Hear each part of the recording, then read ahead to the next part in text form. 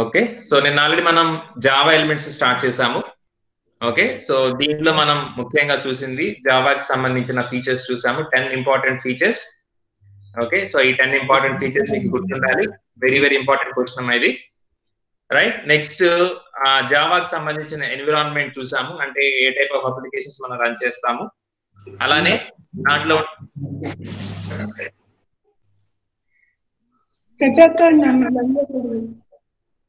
మీ mics mute లో పెట్టుకోండి అమ్మా. డౌట్ ఉంటే అడగండి. రైట్.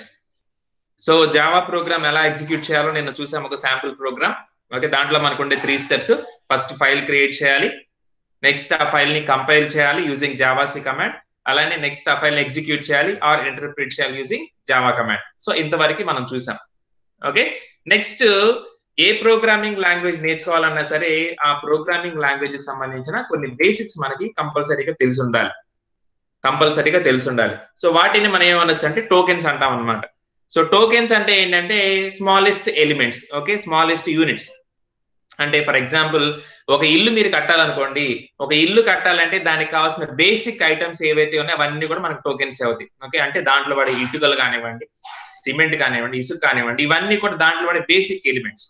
సో ఇవన్నీ మనం దగ్గర పెట్టుకుంటేనే ఒక ఇల్లు అనేది కన్స్ట్రక్ట్ చేయగలం.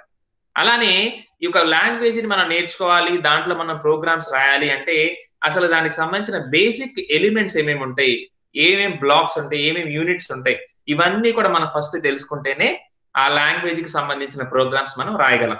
ఓకే. సో అలాంటి వాటిని ఏమంటారంటే జావాకి సంబంధించి, మనం ఎస్పెషల్లీ జావా నేర్చుకున్నాం కాబట్టి సో జావా టోకెన్స్ అంటారు. ఇలానే మీరు సిలో చదువుంటారు, C++ లో కూడా వస్తాయి. ఓకే.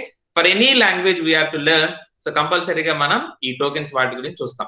ఓకే. సో దాంట్లో ఫస్ట్ థింగ్ మనం చూడబోయేది ఏంటంటే క్యారెక్టర్ సెట్. ఓకే.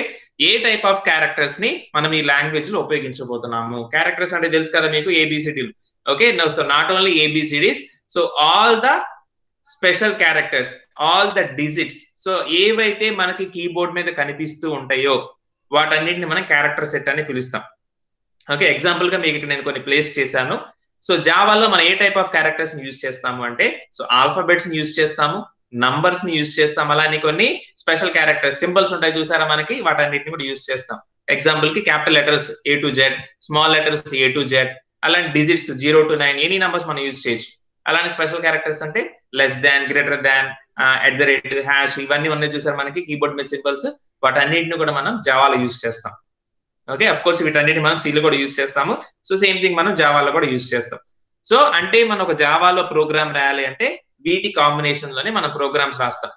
ఓకే. నేను మీరు చూసారు పబ్లిక్, సో PUBLIC, అలానే సిస్టమ్, SYSTM లో S క్యాపిటల్ లెటర్. సో మనం ఏది రెడీ చేయాలన్నా సరే వీటి యొక్క అవసరం ఉంటుంది. సో జావా ఏ క్యారెక్టర్ సెట్ సపోర్ట్ చేసింది అంటే it supports all the capital and small alphabets, digits and special characters that are all on the keyboard. ఇవన్నీ కూడా మనకి జావాలో సపోర్ట్ చేయడం జరుగుతుంది. ఇక రెండో టైప్ ఆఫ్ టోకెన్ మనం తెలుసుకోవాల్సింది ఏంటంటే కీవర్డ్స్. ఓకే. సో కీవర్డ్స్ అంటే ఏంటి, ఆల్రెడీ మీరు సిలో కూడా కీవర్డ్స్ గురించి వినే ఉంటారు. కీవర్డ్స్ అంటే ఏంటంటే వాటికి ఒక స్పెషల్ పర్పస్ ఉంటుంది. ఓకే. వాటికి ఒక స్పెషల్ మీనింగ్, ఒక స్పెషల్ ఫంక్షనాలిటీ అనేది ముందే డిఫైన్ చేయబడి ఉంటుంది. ఓకే. మీరు ఆల్రెడీ స్క్రీన్ మీద ఎగ్జాంపుల్ కూడా చూస్తున్నారు. సో వీటిలో మీకు పరిచయం మనం ఏంటి, ఇంట్, క్యార్, ఫర్, ఇఫ్, కేస్, ఇవన్నీ మనం ఆల్రెడీ సిలో వింటాం. ఓకే. వైల్, డూ, ఇలాంటివన్నీ కూడా మనం వింటాం. ఇవన్నీ కూడా కీవర్డ్స్. సో కీవర్డ్స్ ఏంటంటే ఆల్రెడీ ఆ ప్రోగ్రామింగ్ లాంగ్వేజ్ లో ముందే వాళ్ళు డిఫైన్ చేసి ఉంచుతారు ఆ కీవర్డ్స్ ని. ఓకే. సో ఆ కీవర్డ్స్ మనం అదే పర్పస్ కి వాడాలి. అంటే ఫర్ ఎగ్జాంపుల్ ఫర్ అనేది ఉందనుకోండి, ఫర్ లూప్ మనం రాస్తాం కదా. సో ఫర్ అనేది లూప్ దగ్గర మాత్రమే వాడాలి. అంతేగాని నేను ఒక వేరియబుల్ కి ఫర్ అనే పేరు పెట్టుకుంటానంటే కుదరదు, దాన్ని అలో చేయదు సిస్టమ్. ఎందుకంటే those words are already predefined and those words are already reserved అంటే వాటికి ఆల్రెడీ ఇచ్చేసారు, వేరే వాళ్ళు వాటిని వాడుకునే అవసరం ఉండకూడదు. అంటే ఆ ఇంపార్టెన్స్ ఇవ్వరు, మనకి ఆ పర్మిషన్ అనేది ఉండదు. ఓకే. సో ఏ పర్పస్ కి అయితే వాటిని వాళ్ళు డిజైన్ చేశారో అదే పర్పస్ కి మాత్రమే మనం వాటిని ఉపయోగించుకోవాలి. అలాంటి వాటిని కీవర్డ్స్ అంటారు. కీవర్డ్స్. ఓకే. ఒక ప్రోగ్రామింగ్ లాంగ్వేజ్ రాయాలి అంటే మనకి కీవర్డ్స్ అవసరం ఎంతో ఉంటుంది. నేను రాశారు మీరు ప్రోగ్రామ్, జావా ప్రోగ్రామ్ లో ఏమేమి కీవర్డ్స్ ఉన్నాయి, పబ్లిక్, క్లాస్, ఓకే, అలానే static, okay, next system dot out dot println రాసారు చూసారా, అవన్నీ కూడా మనకి ప్రీడిఫైన్డ్ అనమాట, అవన్నీ మనం వాడడానికి కుదరదు. ఓకే, సో ఈ ప్రీడిఫైన్డ్ వాటిని మనం డైరెక్ట్ గా యూజ్ చేసుకోవడమే తప్ప మనం మాడిఫై చేయాలంటే సిస్టమ్ అలౌ చేయదు. ఓకే, ఇలా మనకి నంబర్ ఆఫ్ కీవర్డ్స్ ఉంటాయి. ఇప్పుడు మన జావాలోకి వచ్చిన తర్వాత క్లాస్ అని ఒకటి వస్తుంది. Okay, so class, extends, implements, ఇవన్నీ మనకి కొత్త కీవర్డ్స్ అనమాట జావాలో వస్తాయి మనకి. ఇదిగోండి public, private, protected. So these are static, these are all the new keywords we're going to encounter in Java. ఇవన్నీ మనకు వస్తాయి. సో మనం ప్రోగ్రామ్స్ రాసే క్రమంలో వాటి గురించి నేర్చుకుంటూ ఉంటాం. ఓకే, ఇప్పటికైతే మీరు గుర్తుపెట్టుకోవాల్సింది ఏంటంటే జావాలో ఉండే కీవర్డ్స్ ఏవైతే ఉన్నాయో అవి రిజర్వ్డ్ వర్డ్స్, వాటిని మనం ఆ స్పెసిఫిక్ పర్పస్ మాత్రమే ఉపయోగించుకోవాలి. ఓకేనా. నెక్స్ట్ టైప్ ఆఫ్ టోకెన్స్ మనం చూడాల్సింది identifiers.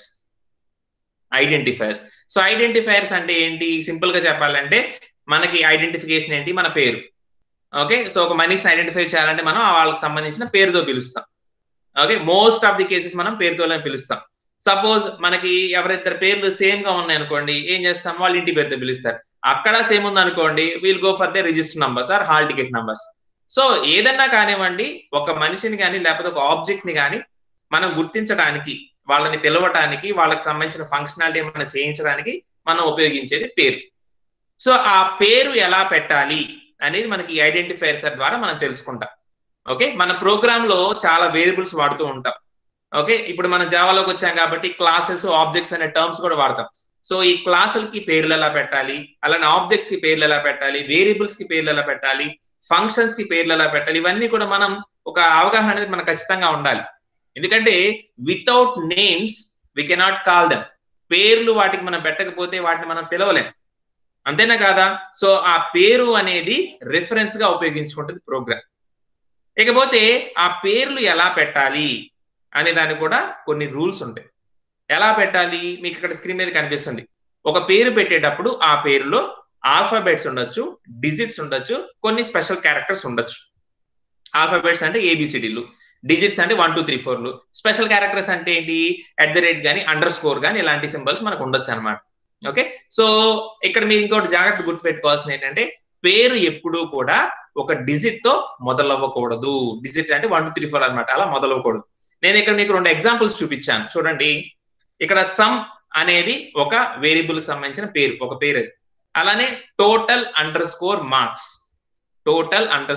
That is also a variable name.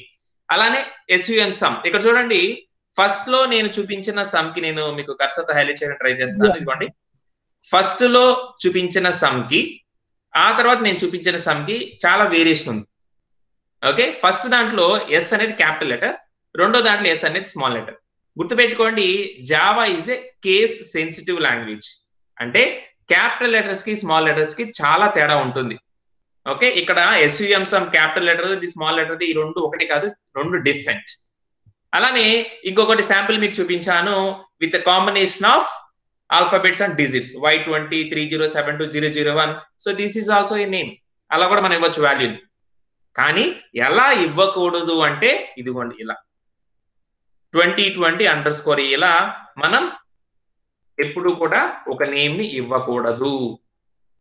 ఆ పేరు అనేది మీరు దేనికైనా పెట్టుకోండి, క్లాస్ కైనా, ఆబ్జెక్ట్ కైనా, ఫంక్షన్ కైనా, వేరియబుల్ దేనికైనా పెట్టుకోండి, కానీ ఇలా మాత్రం ఆ పేరు ఉండకూడదు. ఎప్పుడు కూడా డిజిట్ తో నేమ్ అనేది స్టార్ట్ అవ్వకూడదు. It must be started with an alphabet. Alphabet తోనే మనకు మొదలవ్వాలి.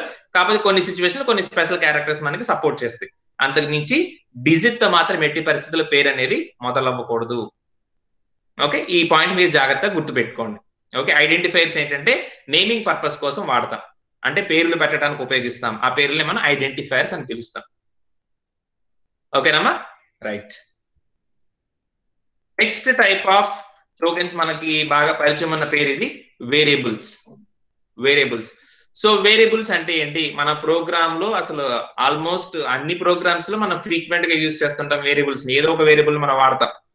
ఓకే, సో వేరియబుల్ లేకుండా మనం ప్రోగ్రామ్స్ చాలా తక్కువ రాస్తాం మనకు తెలిసినంత వరకు. సో వేరియబుల్స్ అంటే ఏంటి, మనకు కావాల్సిన వాల్యూని ఆ ప్రోగ్రామ్ లో మన కోసం పట్టుకొని ఉండే ఒక థింగ్ అనమాట variable. Okay, so it is something that stores particular value. A equals to 10 అని మీరు రాస్తారు. ఇంట్ ఏ, ఇంట్ బి, ఇంట్ సి, క్యార్ ఏ, క్యార్ బి, క్యార్ సి. సో ఇక్కడ ఏబిసిలు ఏవైతే ఉన్నాయో వాటిని వేరియబుల్స్ అంటారు. ఫర్ ఎగ్జాంపుల్ ఇంట్ ఏ అనే ఒక వేరియబుల్ కనుక మనం క్రియేట్ చేస్తే దాని మీనింగ్ ఏంటి? ఏ అనేది ఒక variable, it can store an integer value. A అనేది ఒక ఇంటిజర్ వాల్యూని పట్టుకొని ఉండగలదు. సో ఆ ఇంటిజర్ వాల్యూ అనేది ఏ ద్వారా మన ప్రోగ్రామ్లు ఎక్కడైనా ఉపయోగించుకోవచ్చు. అలానే ఫ్లోట్స్, క్యార్స్, స్ట్రింగ్స్ ఇవన్నీ కూడా మనం different types of variables we can create. Okay, so ఇక్కడ కూడా మనం గుర్తుపెట్టుకోవాల్సింది ఏంటంటే వేరియబుల్ కి పేరు పెట్టేటప్పుడు చాలా జాగ్రత్తగా ఉండాలి. ఎందుకంటే ఆల్రెడీ మనం ఇందాక చూసాం పేర్లు పెట్టడం గురించి. వేరియబుల్ పేరు మనం చాలా జాగ్రత్తగా పెట్టుకోవాలి. ఒకవేళ మనం వేరియబుల్ నేమ్ కనుక మిస్టేక్ ఇచ్చామంటే ఆ వేరియబుల్ ని మనం యాక్సెస్ చేయలేం. ఓకే, మన ప్రోగ్రామ్ లో ఎర్రర్స్ వచ్చేస్తాయి. అలానే ఇంకొకటి ముఖ్యంగా గుర్తుపెట్టుకోవాల్సింది ఏంటంటే ఎట్టి పరిస్థితుల్లో కూడా ఒక కీవర్డ్ ని వేరియబుల్ నేమ్ గా పెట్టకూడదు. కీవర్డ్ అంటే ఏంటి? ఇందాక మనం చూసాం ఫర్ గానీ, వైల్ గానీ, పబ్లిక్ గానీ, క్లాస్ గానీ, స్టాటిక్ గానీ ఇలాంటి వర్డ్స్ ని మనం ఎప్పుడు కూడా ఒక వేరియబుల్ నేమ్ గా పెట్టకూడదు.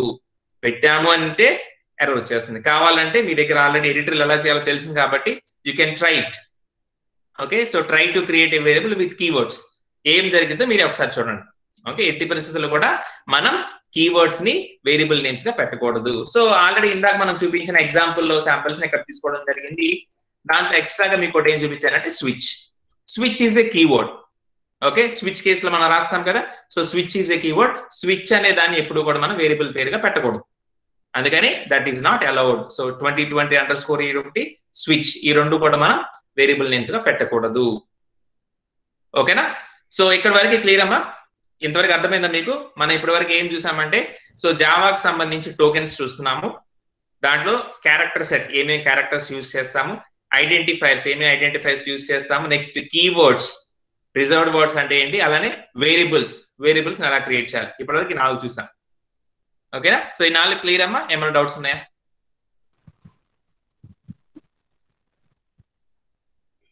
Any doubts?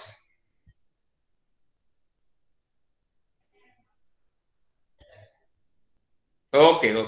No, right. Okay, right. No, okay. So we'll continue. Right.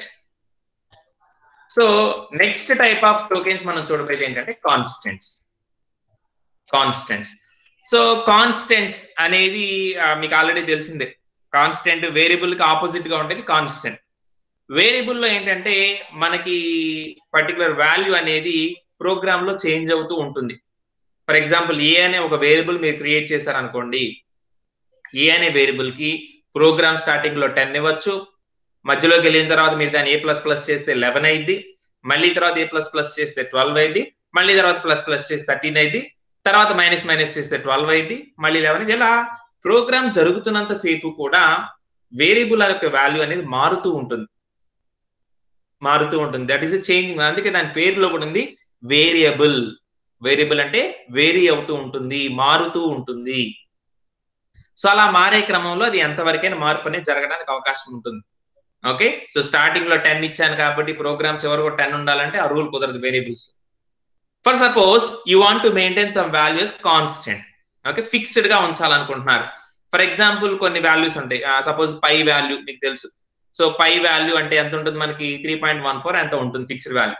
So ఆ ఫిక్స్డ్ వాల్యూ 3.14 అనేది ప్రోగ్రామ్ బిగినింగ్ లో పై వాల్యూ 3.14, మధ్యలోకి వచ్చిన అంతే ఉండాలి, చివరికి వెళ్ళిన అంతే ఉండాలి. That cannot be changed because that is a fixed value. దాన్ని మనం కాన్స్టెంట్ అంటాం.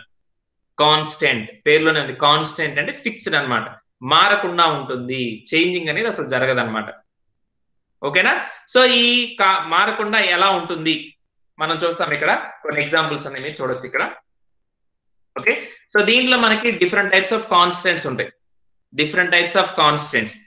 మనం కాన్స్టెంట్స్ అంటే విభజించుకుంటాం అనమాట. ఏ టైప్ ఆఫ్ లో మనం చూపించవచ్చు కాన్స్టెంట్స్ అనేది. ఓకే, ఇక్కడ మీరు గమనిస్తే మన కాన్స్టెంట్స్ మొత్తం అంటే జావాలో ఉండే కాన్స్టెంట్స్ మొత్తాన్ని కూడా మనం 2 కేటగిరీస్ చేసుకున్నాం. ఒకటి ఏంటంటే నంబర్స్ కి సంబంధించింది, అదే న్యూమరిక్ కాన్స్టెంట్స్. రెండోది క్యారెక్టర్స్ కి సంబంధించింది, క్యారెక్టర్ కాన్స్టెంట్స్ అంటారు. ఓకే, ఆల్రెడీ మనకి సిలో కూడా తెలిసిందే, సేమ్ జావాలో కూడా అదే వస్తుంది, నో ప్రాబ్లం. సో కాన్స్టెంట్స్ అంటే నంబర్ కి సంబంధించిన కాన్స్టెంట్స్ ఎలా ఉంటాయి, క్యారెక్టర్ కి సంబంధించిన కాన్స్టెంట్స్ ఎలా ఉంటాయి, వాటిని మనం ఎలా చూపించాలి. ఓకే, అగైన్ నంబర్ సైడ్కి వెళ్ళామనుకోండి, అంటే నంబర్స్ మనం చూపించే విధానం రెండు రకాలుగా ఉంటుంది. వాటిల్లో ఒకటి ఇంటిజర్ కి సంబంధించిన కాన్స్టెంట్స్, రెండోది రియల్ వాల్యూస్, అంటే మనకి పాయింట్ వాల్యూస్ వస్తుంటే చూసారా, వాటికి సంబంధించిన కాన్స్టెంట్స్ ఉంటాయి. ఓకే, సో ఇంటిజర్ కాన్స్టెంట్స్ అంటే ఏంటి? నార్మల్ నంబర్స్ అనమాట, plain numbers. Okay, so normal integer numbers ఉంటే చూసారా, అంటే వితౌట్ ఎనీ డెసిమల్స్, అలా ఉండే వాటిని మనం ఇంటిజర్ కాన్స్టెంట్స్ అంటారు. మీరు ఇక్కడ ఎగ్జాంపుల్ కూడా చూడొచ్చు, నేను ప్రతిదానికి ఎగ్జాంపుల్ చూపించాను ఇక్కడ. సో ఇంటిజర్ కాన్స్టెంట్స్ కి మనం ఏం చూపించవచ్చు, ఇదిగోండి పాజిటివ్ వాల్యూ అని 10 చూపించవచ్చు, negative value -45, both are integer constants. రెండు కూడా మనకి ఇంటిజర్ కి సంబంధించినవి. అలానే రియల్ కాన్స్టెంట్స్ అంటే కదా మనకి పాయింట్ వాల్యూస్ వస్తాయి. ఓకే, సో డెసిమల్ వాల్యూస్ వస్తాయి అన్నమాట. So we can see something like examples 3.14 -9.6, ఇలా ఏదైనా సరే with some point values can be called as a real value. అంటే మనం ఇక్కడ కాన్స్టెంట్స్ గురించి చెప్పుకున్నాం కాబట్టి వాటిని రియల్ కాన్స్టెంట్స్ అని పిలవచ్చు. సో ఒక నంబర్స్ ని మనం కాన్స్టెంట్స్ గా చూపించాలనుకున్నప్పుడు either normal plain numbers integers కైనా చూపించవచ్చు, లేదా కాన్స్టెంట్స్ కి సంబంధించిన రియల్ నంబర్స్ నైనా చూపించవచ్చు.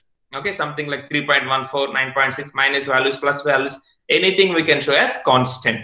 కాన్స్టెంట్ మీన్స్ ఒక ఫిక్స్డ్ వాల్యూ. ఓకే, సో ఈ ఎంటైర్ కేటగిరీ మొత్తం కూడా మనకి నంబర్స్ కిందకు వచ్చింది, న్యూమరిక్ కాన్స్టెంట్స్. అలానే సెకండ్ పార్ట్ కనుక మీరు గమనిస్తే ఇక్కడ మనం క్యారెక్టర్స్ ని చూపించబోతున్నాం కాన్స్టెంట్స్ గా. క్యారెక్టర్స్ ని చూపించడంలో మళ్ళీ రెండు రకాలు ఉంటాయి. ఒక సింగిల్ క్యారెక్టర్ అయితే ఎలా చూపించాలి, మల్టిపుల్ క్యారెక్టర్స్ అయితే ఎలా చూపించాలి. ఎందుకంటే మీరు సిలో చదివి ఉంటారు, ఒక సింగిల్ క్యారెక్టర్ అయితే నార్మల్ గా మనకి ఏ లేకపోతే బి, సి ఎలా ఉంటుంది. కానీ మల్టిపుల్ క్యారెక్టర్స్ అనుకోండి, ఎప్పుడైతే మనం మల్టిపుల్ క్యారెక్టర్స్ రాయాలనుకుంటున్నామో that is called as a string, ఒక పేరు అయిపోతుంది. ఓకే, అంటే మల్టిపుల్ క్యారెక్టర్స్ ఒకే చోట పెట్టామనుకోండి, వరుసనే రాసి ఒకే రిప్రజెంటేషన్ ఇస్తే దట్ బికమ్స్ ఏ స్ట్రింగ్. అందుకని ఈ క్యారెక్టర్స్ లో మన కాన్స్టెంట్స్ చూపించే క్రమంలో రెండు రకాలు ఉంటాయి. Again 2 categories. One is for single characters and second one is for multiple characters. మీరు ఇక్కడ గమనించవచ్చు, ఆ నేమింగ్ కూడా మనం ఇచ్చాము. సో సింగిల్ క్యారెక్టర్ అనుకోండి, we can say simple character constants. అదే మల్టిపుల్ క్యారెక్టర్స్ అనుకోండి, అంటే 3, 4 లేకపోతే ఒక పేరుని మీరు చూపించాలి, అప్పుడు మనం స్ట్రింగ్ కాన్స్టెంట్స్ అని పిలుస్తాం. ఓకే, వాటి రిప్రజెంటేషన్ లో కూడా చాలా తేడా ఉండేది, మీరు జాగ్రత్తగా గమనించాలి. ఒక సింగిల్ క్యారెక్టర్ ని మీరు కాన్స్టెంట్ గా చూపించాలి అనుకుంటే we have to represent with single quote. Single quote లో ఒకే ఒక సింబల్ కానివ్వండి, ఆల్ఫాబెట్ కానివ్వండి, లేకపోతే డిజిట్ కానివ్వండి మనం ఇవ్వచ్చు. Okay, so whatever you give with in single quote becomes a character constant. గుర్తుపెట్టుకోండి, సింగిల్ కోట్ లో ఇచ్చేది ఏదైనా సరే క్యారెక్టర్ కాన్స్టెంట్ గా మారిపోతుంది. అంటే సో సింగిల్ క్యారెక్టర్ అయితే ఒకటే ఉండాలి సింగిల్ కోట్ పెట్టేటప్పుడు. అదే మీరు ఒక పేరుని కానీ లేకపోతే ఒక గ్రూప్ ఆఫ్ క్యారెక్టర్స్ ని కలిపి ఒకే చోట చూపించాలనుకున్నప్పుడు you have to give double quotes. So double quotes అంటే మీనింగ్ ఏంటంటే స్ట్రింగ్. డబుల్ కోట్స్ అంటే స్ట్రింగ్ అనమాట. ఖచ్చితంగా మనం డబుల్ కోట్స్ అనేవి ఎంటర్ చేయాలి. ఓకే, ఇక్కడ మీరు ఎగ్జాంపుల్ చూస్తే నేను సింగిల్ క్యారెక్టర్ కాన్స్టెంట్ కింద సింపుల్ గా ఒక $, అని చూపించాను. Okay, you can also give a digit as a character constant. Okay, normal గా సపోజ్ 1 అనే నంబర్ రాశాను అనుకోండి, 1 అనే నంబర్ నార్మల్ గా రాస్తే అది నంబర్ ఇంటిజర్ కింద ఉండిపోతుంది. కానీ అదే 1 ని నేను సింగిల్ కోట్ లో పెట్టాను అనుకోండి, పెడితే that becomes a character. That is no more a number, that becomes a character. Okay, అదే 1 ని నేను డబుల్ కోట్స్ లో పెట్టాను అనుకోండి, that becomes a string. Okay, ఈ డిఫరెన్స్ మీరు చాలా జాగ్రత్తగా గుర్తుపెట్టుకోవాలి. ఎప్పుడైతే మనం ఒక సింగిల్ క్యారెక్టర్ ని రిప్రజెంట్ చేయాలనుకుంటున్నామో we use single quote. Whenever we want to represent a group of characters, అంటే ఒక స్ట్రింగ్ కి సంబంధించి రిప్రజెంట్ చేయాలనుకుంటున్నామో we use double quotes. So double quotes అక్కడ మనం మెన్షన్ చేయడం ద్వారా అక్కడ మనం స్ట్రింగ్ ని చూపిస్తున్నాము అని తెలియజేస్తాం అన్నమాట. ఓకేనా? So all these are the different types of constants. Okay, ఒకసారి చూడండి, అందరూ కూడా ఒకసారి చూడండి. కాన్స్టెంట్స్ లో మనకున్న టైప్స్.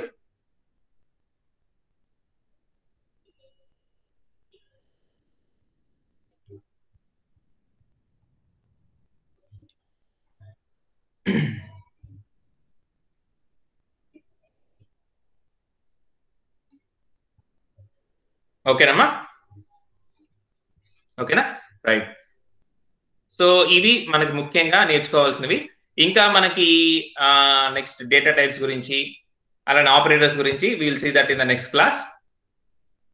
ఓకే, సో ఇక్కడ వరకు మీకు ఏమైనా డౌట్స్ ఉన్నాయమ్మా? ఎనీవన్ సో ఈ రోజు మనం చూసిన జావా టోకెన్స్ మీకు ఏమైనా డౌట్స్ ఉన్నాయా? Okay no okay right okay right okay ఒకసారి మళ్ళీ ఎడిటర్ మీకు చూపించడానికి ట్రై చేస్తాను నేను, వస్తుందేమో. Okay just open the browser. Suppose we take Google.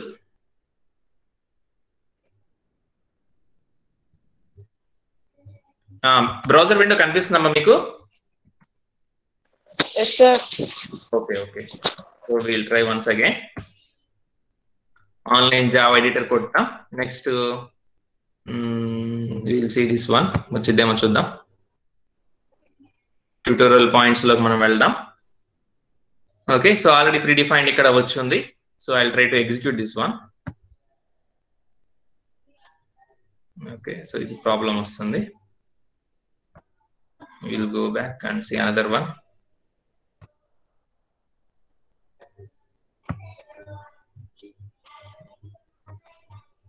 So online GDB. Okay so ఇక్కడ కూడా మనం ప్రోగ్రామ్ టైప్ చేయొచ్చు. ఇక్కడ ఆల్రెడీ మనకు ఉంది. ఒకసారి దీన్ని కూడా రన్ చేసి చూద్దాం.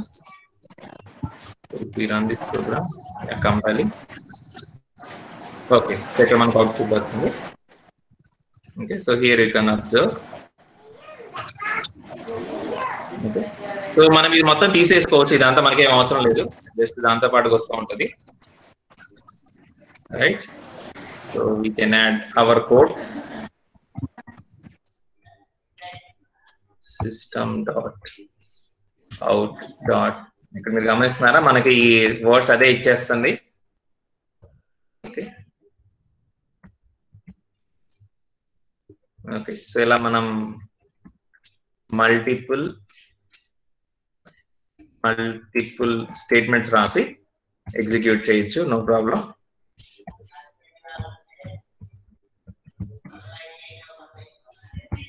ఓకే సో ప్రోగ్రామ్ లో మనం స్టేట్మెంట్స్ అని రాసిన తర్వాత just click on run. Okay so అది ప్రోగ్రామ్ ని కంపైల్ చేసి ఎర్రర్స్ ఏమి లేకపోతే మనకు అవుట్పుట్ ఇస్తుంది. Right so here we get the output. Okay so this is one editor, online GDB. Okay so ఇది కూడా మనకి వర్క్ అవుతుంది. And we have another editor, మన క్లాస్ లో వాళ్ళు చాలా మంది చేశారు, JDoodle. ఓకే సో ఈ JDoodle లో కూడా మనకి రైట్ ఇక్కడ కూడా మనకి ప్రోగ్రామ్ రన్ అవుతుంది. Here it is a sample program. Okay so మీ అందరికి కనిపిస్తుందమ్మా ఇది?